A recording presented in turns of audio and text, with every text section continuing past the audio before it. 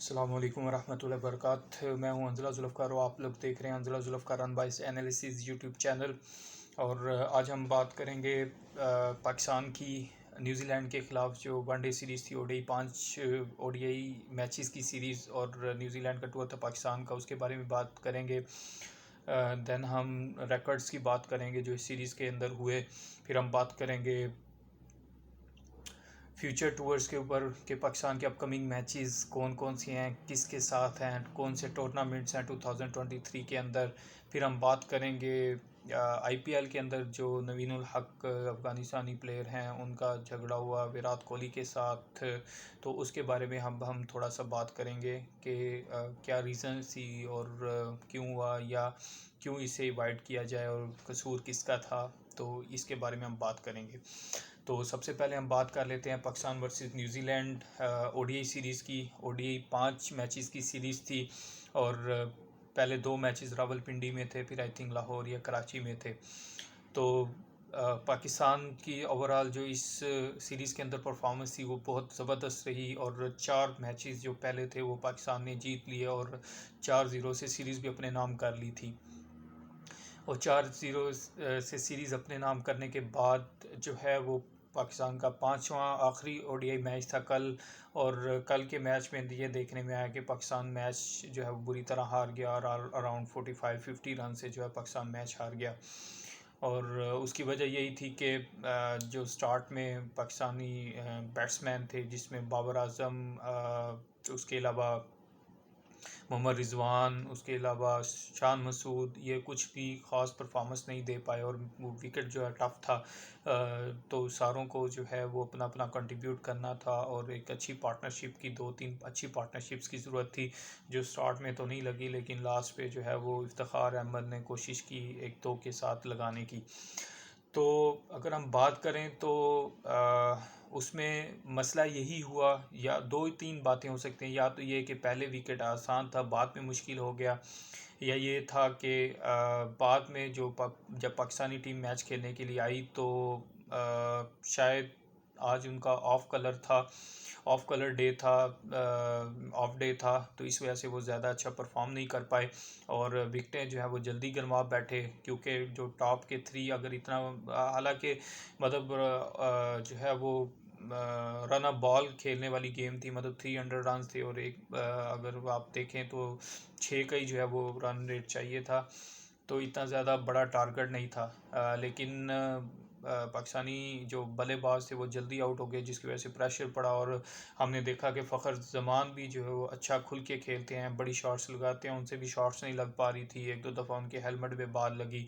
फिर उसके बाद तकरीबन आलमोस्ट अगर आप हाफ डिफरेंस था, मतलब अगर 50 बॉलें थी तो 25 स्कोर थे उनके, मतलब 50 का आई थिंक स्ट्राइक रेट था, तो जो कि बहुत ज़्यादा प्रॉब्लमेटिक था और उनसे लग रहा था कि जिस तरह से उनसे कोई अच्छे परफॉर्मेंस नहीं दे पा रहे, अच्छी तरह खेल नहीं पा रहे। तो ये तो था लास्ट मैच, लेकिन पहले 4 मैचेस की बात बढ़ें तो क्या करें, तो क्या आउटस्टैंडिंग परफॉर्मेंस थी पाकिस्तान की और बहुत अच्छा खेले और 4 के 4 मैचेस जीते और बहुत अच्छे मार्जिन के साथ जीते, जिससे ये लगा कि वाकई ही कोई न्यूजीलैंड की टीम सी या बी टीम है जो लग रहा है, क्योंकि इतने बड़े मार्जिन से पाकिस्तान जीत रहा है, वरना T20 मैचेस में तो 2-2 से सीरीज़ बराबर रही, हालांकि उसमें भी पाकिस्तान को कम अज़ कम 3-1 से जीतना चाहिए था। बहरहाल लक की बात है, शायद इनकी किस्मत में नहीं था। उसके बाद ओडीआई सीरीज़ में अच्छा खेले और 4 मैचेस जीते, और 4 मैचेस जीतने के बाद अगर हम रिकॉर्ड्स की बात करें तो सबसे पहले बड़ा रिकॉर्ड तो ये था कि 4 मैचेस कंटिन्यूसली एक अच्छे मार्जिन के साथ जीतने के बाद पाकिस्तानी टीम 113 पॉइंट्स के साथ पहले नंबर पे आ गई। शायद पहले 5वें 6ठे नंबर पर थी, और जब पहले नंबर पे आई, और आई थिंक ये क्रिकेट हिस्ट्री में पहली दफ़ा है कि पाकिस्तान ओडीआई रैंकिंग में पहले नंबर पे आई। तो मैं इसीलिए वीडियो नहीं बनाई थी उस वक्त, क्योंकि मैं थोड़ा वेट कर रहा था लास्ट मैच का कि लास्ट मैच होगा तो फिर हम पूरी ओडीआई जो सीरीज़ है उसके ऊपर एनालाइज करेंगे और उसके ऊपर देखेंगे कि क्या क्या प्रॉब्लम्स आए हैं और क्या क्या जो है वो रिकॉर्ड्स लगे हैं, और लास्ट मैच हारने की वजह से फिर दोबारा पाकिस्तान जो है वो पीछे आई थिंक 3rd पोजीशन पे चला गया। तो ये सारी चीज़ें थी। तो जहाँ तक ये है कि पाकिस्तान पहले कभी भी ओडीआई रैंकिंग में पहले नंबर पे नहीं आया, तो एक दो दिन के लिए पाकिस्तानियों को ये देखने में मिली है। उसके बाद ही मतलब काफ़ी क्रिकेट हिस्ट्री में ये रिकॉर्ड रहा है कि पाकिस्तान अब पहले नंबर पे आई है ओडीआई जो है वो रैंकिंग के अंदर। उसके बाद कर ले बात बाबर आजम की, जो बाबर आजम ने रिकॉर्ड लगाए हैं। तो बाबर आजम जो है वो पहले बैट्समैन हैं जिन्होंने 97 इनिंग्स खेल के 5,000 रन मुकम्मल किए हैं। 5,000 आई थिंक 88 रन हैं उनके, जो उन्होंने 97 इनिंग्स के अंदर बनाए हैं, और ये भी एक वर्ल्ड रिकॉर्ड है। इसके बाद हाशिम आमला जिन्होंने 102 रन बनाए, 102 इनिंग्स में बनाई थी साउथ अफ्रीका के। उसके बाद डेविड वार्नर ऑस्ट्रेलिया के जिन्होंने 115 इनिंग्स में बनाया था। फिर विराट कोहली इंडिया से हैं जिन्होंने 119 इनिंग्स में खिलाई थी, और इनके साथ ही बाबर आजम का मुआवजा किया जाता है। तो इसमें बाबर आजम ने इनको पछाड़ दिया है, और बिल्कुल जो है सिंगल हैंडेडली, मतलब कितनी इनिंग्स का डिफरेंस है, 22 इनिंग्स का डिफरेंस है विराट कोहली के साथ बाबर आजम की तेज़ तरीन 5,000 रन मुकम्मल करने का। उसके बाद ए बी डिविलियर हैं जिन्होंने 159 जो है वो इनिंग्स में बनाए, और उसका ये भी वजह है कि ए बी डिविलियर का जो नंबर था वो नीचे आते थे, वो नीचे आके बैटिंग करते थे। तो बाकी जितने बैट्समैन हैं वो ओपनर हैं, और उन्होंने बहुत ज़बरदस्त जो है वो इसीलिए जल्द कम इनिंग्स में जो है वो रन्स किए हैं, सेंचुरीज 5,000 रन मुकम्मल किए हैं। तो अब बाबर आजम जो है वो नंबर 1 पे आके हैं, और उन्होंने सिर्फ 97 इनिंग्स में जो है वो 5,000 रन मुकम्मल किए हैं। इसी तरह एक और रिकॉर्ड की बात करें बाबर आजम की, तो वो ये है कि बाबर आजम ने अपनी कैप्टनसी में सबसे ज़्यादा मैचेस जो है वो जीतने का रिकॉर्ड भी लगा दिया है। और बाबर आजम की कैप्टनसी में पाकिस्तान टीम जो है वो काफ़ी मैचेस जीत चुकी है, और इसका भी एक रिकॉर्ड लग गया, मुझे एग्जैक्ट फिगर याद नहीं है। उसके बाद अगर हम एक और रिकॉर्ड की बात करें, वो तो ये रिकॉर्ड है कि बाबर आजम ने जो 18 सेंचुरीज़ हैं वो सबसे कम इनिंग्स में जो है वो मुकम्मल की हैं।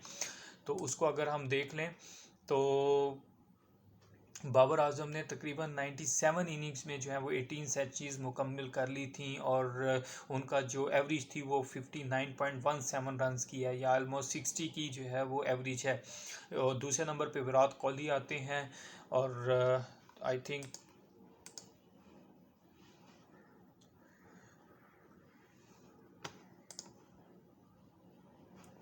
तो अभी हम देख रहे हैं शायद दूसरे नंबर पे भी और आते हैं, लेकिन उनकी एवरेज जो है वो इनसे कम है। और अगर हम बात करें 18 सेंचुरीज़ की, तो पाकिस्तान के बाबर आजम इसमें भी टॉप पे हैं, और उन्होंने 97 इनिंग्स में मतलब बहुत कम इनिंग्स में 18 सेंचुरीज़ का जो है वो रिकॉर्ड लगाया है। और मतलब कम से कम इनिंग्स खेल के 18 जो है वो उन्होंने सेंचुरीज़ बनाई हैं, 100 की हैं, और उनकी जो एवरेज थी वो आलमोस्ट 60 के जो है वो एवरेज है। तो ये भी एक बाबर आजम के नाम जो है रिकॉर्ड है। तो उसके अलावा अगर हम बात करें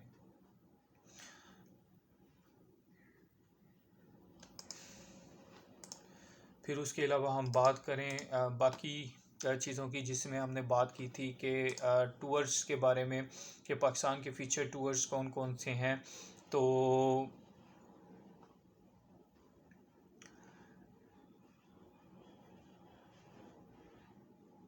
जी हाँ, 18 सेंचुरीज़ में मैंने आपको बताया कि उसमें भी बाबर आजम का नंबर 1 ऊपर पहले नंबर पे नाम है। उन्होंने बहुत अच्छी इनिंग्स खेली, और आप देखेंगे गुज़िश्ता 3-4 साल से 5 साल से आई थिंक 15 में 16 में उन्होंने डेब्यू किया था, और उसके बाद बहुत ही अच्छा उन्होंने खेल पेश किया। और उनकी जो कंसिस्टेंसी है मतलब मैचेस के अंदर रन्स बनाने की, आप पिछले देख लें, मतलब 50 से कम 1-2 इनिंग्स में उनके किए होंगे, वरना 50 से ऊपर ही 100, 50, 75 इस तरह से उनकी इनिंग्स चल रही हैं। तो ये 2-3 रिकॉर्ड थे। एक रिकॉर्ड ये था कि बाबर आजम की कैप्टनसी के अंदर पाकिस्तान ने सबसे ज़्यादा मैचेस जीत लिए हैं। दूसरा रिकॉर्ड ये था कि 5,000 रन्स बाबर आजम ने सबसे कम इनिंग्स में बनाए हैं, वो है 97। दूसरे नंबर पे हाशिम आमला हैं, और तीसरे नंबर पे डेविड वार्नर हैं। इसी तरह तीसरा रिकॉर्ड ये है कि उन्होंने 18 सेंचुरीज जो हैं वो सबसे कम इनिंग्स में बनाई हैं, और वो भी 97 मैचेस में, इनिंग्स में। उसके बाद हम बात करें पाकिस्तान के फ्यूचर टूर्स के बारे में या फ्यूचर मैचेस के बारे में, तो जून के अंदर जो है वो आईसीसी टेस्ट चैम्पियन है, उसमें फ़ाइनल मैच होगा, शायद पाकिस्तान का ना हो, तो वो देखना पड़ेगा। इंडिया और शायद इंग्लैंड का उसमें तो नहीं, लेकिन जो इनिंग्स हैं वो जुलाई में है और वो पाकिस्तान का टूर है श्रीलंका का। तो एक वो 2 टेस्ट मैचेस हैं। उसके बाद सितंबर में जो है एशिया कप है, तो एशिया कप जो है वो श्रीलंका में हो रहा है और सितंबर में है, तो उसमें डिफरेंट मैचेस होंगे। फिर अक्टूबर और नवंबर में जो है वो आईसीसी क्रिकेट वर्ल्ड कप है जो कि इंडिया में हो रहा है। इसी तरह फिर अगर हम बात करें तो दिसंबर और जनवरी 2024 में फिर पाकिस्तान का टूर है ऑस्ट्रेलिया का, उसमें 3 टेस्ट मैचेस हैं। तो ये पाकिस्तान की 2023 के अंदर जो है वो फ्यूचर गेम्स हैं जो पाकिस्तान खेलेगा।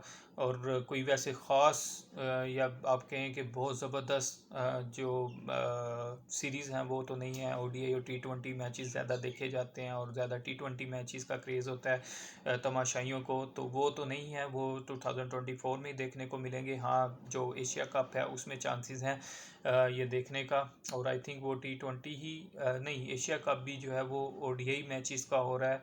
तो टी20 मैचेस तो बिल्कुल नहीं देखने को मिलेंगे अब आगे, और ओडीआई मैचेस देखने को मिलेंगे क्योंकि एशिया कप भी ओडीआई मैचेस है, ओडीआई वनडे मैचेस का है, और इसी तरह आईसीसी क्रिकेट वर्ल्ड कप भी ओडीआई मैचेस का है। तो लेट्स सी आगे, मतलब अभी जो टीम पाकिस्तान की खेल रही है इसमें मुझे लगा कि पोटेंशियल इनके पास है मैच जीतने का, और कुछ 1-2 चेंजेस कर लें और ज़्यादा से ज़्यादा जो है वो एक्सपेरिमेंट कर लें और एक अच्छा बेहतर कम्बिनेशन बना लें वर्ल्ड कप से पहले, एशिया कप से पहले, ताकि हम बिल्कुल इस पोजीशन में हों और कि हम वर्ल्ड कप भी जीत पाएँ और एशिया कप भी जीत पाएँ। तो इंशाल्लाह जिस तरह की टीम खेल रही है, जिस तरह के एक तो अच्छे प्लेयर हैं बाबर आजम की सूरत में, बाकी जो कंसिस्टेंट प्लेयर हैं, इसी तरह हारिस रऊफ़ की बॉलिंग और शहीन शाह अफरीदी और नसीम शाह, और इस तरह ऑलराउंडर्स जो हमारे पास है, इमाद वसीम हो, वो तो ओडीआई नहीं खेले लेकिन टी20 में अच्छा खेले। इसी तरह हमारे पास शादाब खान हैं, तो उसी तरह हमारे पास उसामा मीर हैं लेग स्पिनर। तो अगर हम इसी तरह अच्छा खेलें तो हमारे पास चांसेस हैं कि हम इंशाल्लाह वो दिन दूर नहीं जब हम एशिया कप भी इंशाल्लाह जीतेंगे और आईसीसी क्रिकेट वर्ल्ड कप भी जीतेंगे। तो इसी के साथ ही मुझे इजाज़त दें, इंशाल्लाह आपके साथ मिलेंगे नेक्स्ट वीडियो में। उस वक्त तक के लिए अल्लाह हाफिज़, थैंक यू।